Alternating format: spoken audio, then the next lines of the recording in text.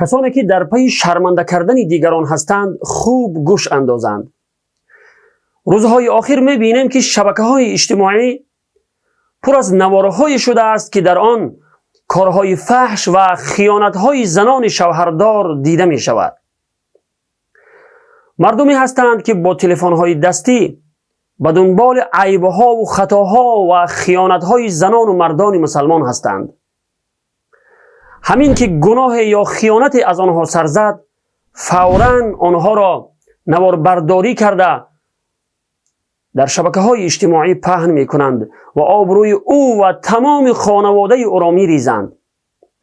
وقتی به آنها نصیحت کرده شود که چرا آبروی یک خانواده را می‌ریزید، می‌گویند تا عبرت برای دیگران شود و چنین خیانت‌های زن و شوهری خاتمه یابد.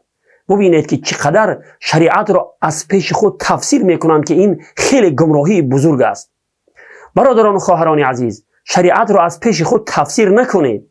اگر اصلاح می‌خواهید، شرمنده کردن طریقه اصلاح نیست. سزا دادن هم وظیفه شما نیست. نتیجه این کار خود را ببینید.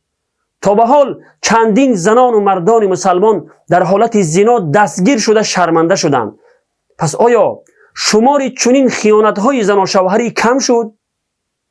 برعکس، شما با این شرمنده کردن و کار فحش را به نمایش گذاشتن جرأت دیگران را به این کار حرام بیشتر می کنید.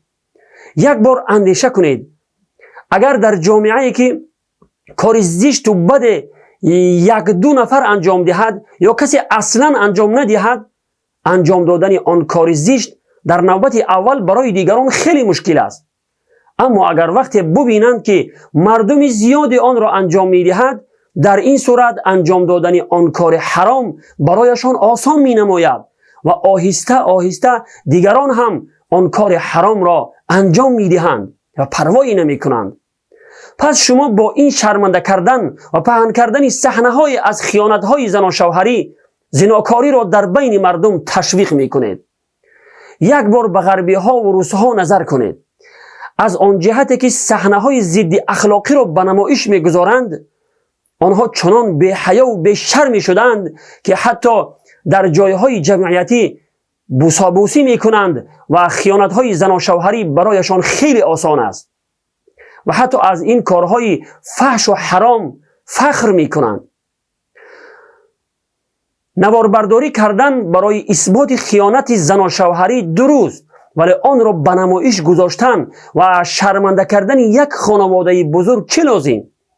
زیناکار میلش پدر و مادر و تمام خانواده او چه گناه کرده بودند که آبروی آنها را شما میریزید؟